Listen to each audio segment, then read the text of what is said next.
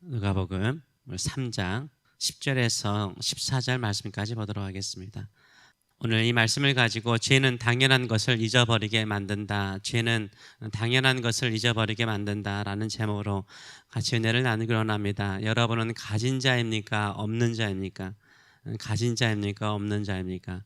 여러분이 옷 두 벌을 가지고 있다면 가진 자입니다.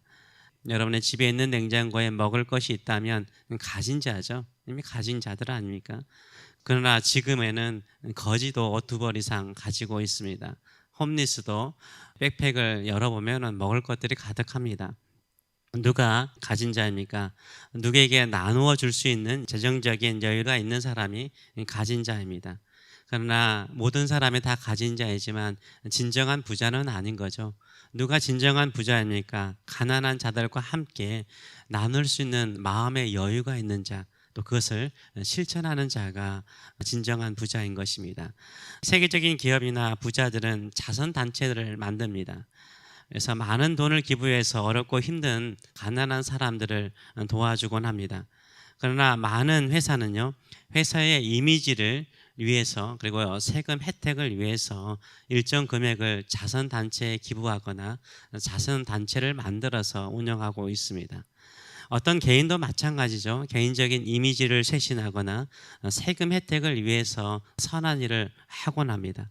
그러나 진정한 부자는 어떻습니까? 마음 안에, 항상 마음 안에 없는 자, 가난한 자가 있는 것입니다.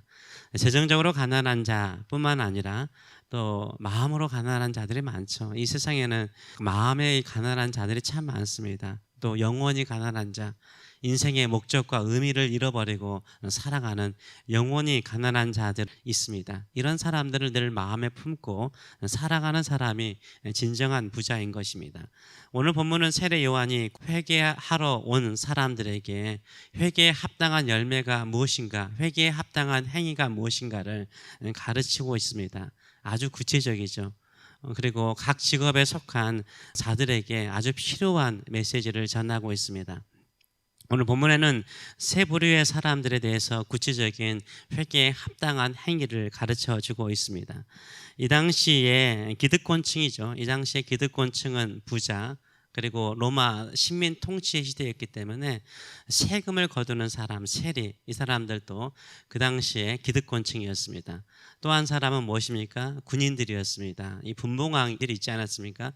총독 밑에, 로마 총독 밑에는 로마 군인들이 있었지만 이 분봉왕, 헤롯 안디바라든가 빌립이라든가 아그리빠라든가 이런 분봉왕들 밑에는 다 그 군인들이 있었어요. 유대인들인데 그들도 군인들이었습니다. 이런 세 종류의 사람들을 지금 언급하고 있습니다. 이들에 대해서 이들의 합당한 회개 행위가 무엇인가를 가르쳐 주고 있는 것입니다. 이들에게 세례 요한은요 아주 구체적으로 이야기를 해요.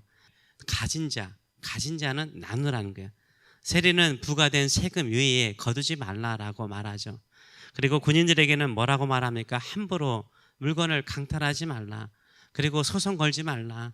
그리고 너희가 받은 급료 다 용병들이었거든요. 돈을 받고 일하는 군대 봉사하는 사람이기 때문에 급료를 받았어요. 그 급료에 만족하라라고 명령을 하고 있습니다. 이것을 보게 되면 이 세례요한의 설교에 두 가지 특징이 있는 거죠. 누구를 향해 주로 이야기를 하고 있어요? 있는 자, 부자들이죠. 그리고 그 당시에 기득권층이었던 세리와 군인들에게, 힘을 가진 사람들에게 아주 구체적으로 단호하게 해야 될 일을 이야기하고 있습니다. 근데 내용을 보면 당연하지 않아요? 가지면 좀 나눠줘야 되지 않아요?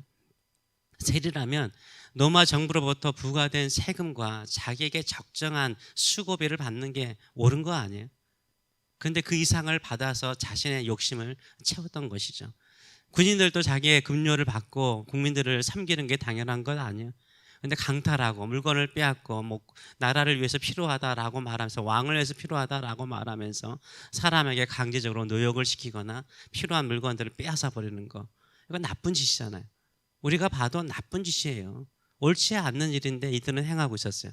근데 이들의 마음속에는 뭐예요? 모든 사람들이 다 욕심을 채워가거든요. 자기 욕심을 따라 다 행해요. 살이를 또 좀 돈을 더 받는 거, 비난받아도 그게 자연스럽게 느껴졌던 거죠. 군인들도 당연하게 느껴졌던 거죠. 근데 여기에 대해서 구체적으로 꽉 찍어버리는 사람이 누구예요? 세례 요한이에요. 세례요한은요, 사람들이 당연하게 여기는 것, 죄인데도 당연하게 여긴 것을 어떻게 해요? 찍어서 죄다는 거예요. 하지 말라는 거예요. 그런 죄 짓지 말라는 거예요. 그렇게 행하지 말라라고 말해요. 있는 자는 좀 나누고 욕심 좀 버리고 만족하는 모습으로 살라라고 세례 요한이 이야기하는 것을 볼 수 있습니다. 그뿐만 아니라 세례 요한은 누구에게도 굴하지 않았습니까? 이 헤롯 안디바가 나중에 나오지만 동생 빌립의 아내를 빼앗지 않습니까? 그거에 대해서 아주 지적해요.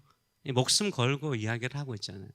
말씀이 임하는 사람, 하나님의 말씀을 받은 선지자의 삶은 어떻습니까? 아주 구체적으로 강하게 말하고 있는 것을 우리가 볼 수 있는 것입니다. 우리의 삶에도 마찬가지인 것 같아요. 성도로서 당연한 삶이 있잖아요. 믿는 성도로서 당연한 모습이 있잖아요. 근데 우리는 세상 사람들이 다 그렇게 사니까 어떻게 해요? 죄 짓는 거, 욕심 부리는 거, 착복하는 거, 좀 이득을 취하는 거, 돈을 빌려주고 이자를 받는 것도 당연하죠. 근데 과다하게 받는 거, 장사를 하더라도 속여서 장사하는 거 옳지 않죠. 이건 신앙의 양심을 따라서도 옳지 않은 거 우리가 뻔히 알아요.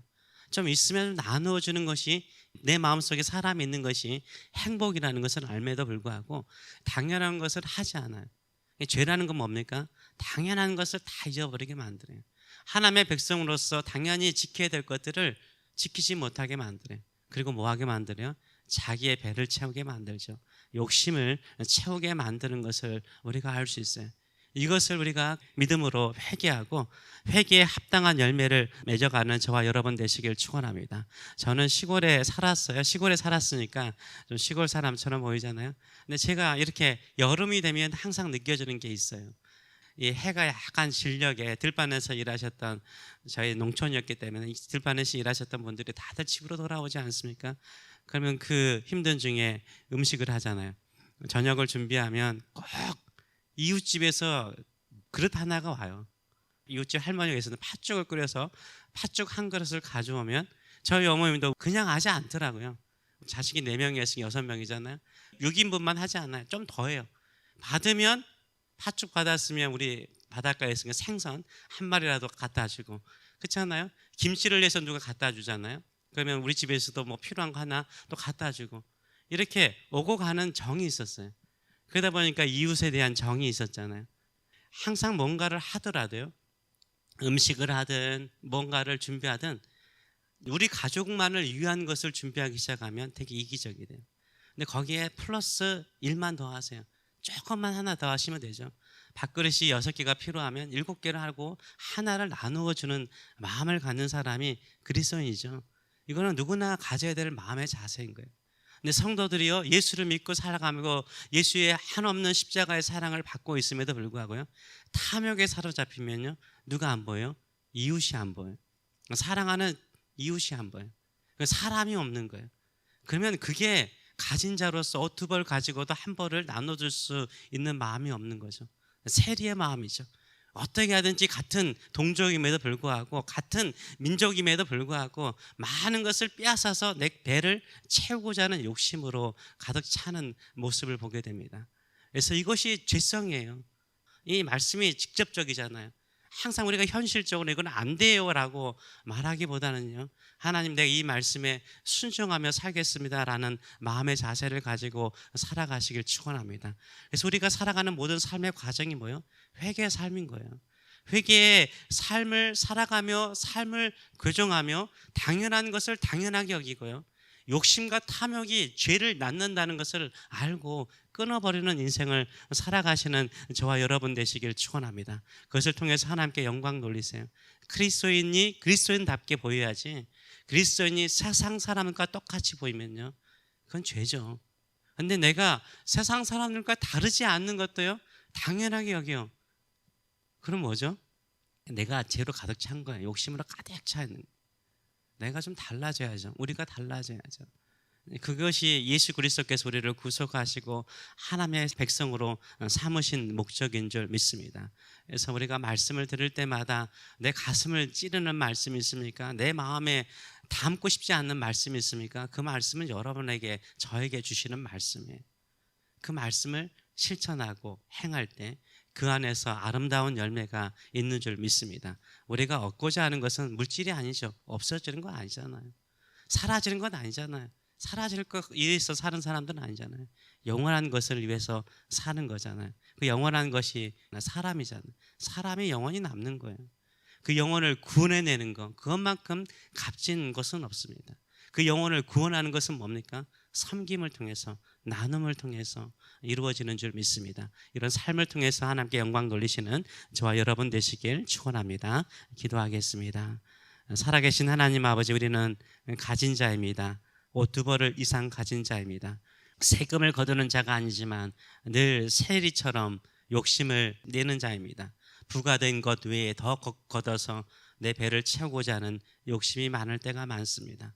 백성들을 지켜야 될 군인들이 백성들의 것을 강탈하고 빼앗고 소송을 걸어서 그들의 괴롭히는 것이 군인들의 모습이 아닌데, 우리의 마음속에도 괜히 내 자신의 만족을 위해서, 내 자신의 편의를 위해서 이웃들을 괴롭히고 힘들게 할 때도 많습니다. 우리가 죄인입니다. 이런 모습 가지고 살지 않게 하여 주시고, 하나님의 말씀을 보면, 하나님의 마음을 생각하면, 예수님의 가르침을 보면 당연한 것인데도 우리는 우리의 욕심과 우리의 탐욕을 합리화시키는데 쓰면서 할 수가 없습니다라고 고백할 때가 많습니다. 주님, 우리의 마음을 내려놓습니다. 우리의 죄를 내려놓습니다. 우리의 모든 죄성을 내려놓습니다. 말씀의 순종함을 통해서 회개에 합당한 삶을 살게 하여 주시옵소서. 그래서 수많은 영혼들을 살려내고 그들에게 하나님의 사랑을 보여주는 저희들의 삶 될 수 있도록 은혜 더하여 주시옵소서. 감사드리며 예수님의 이름으로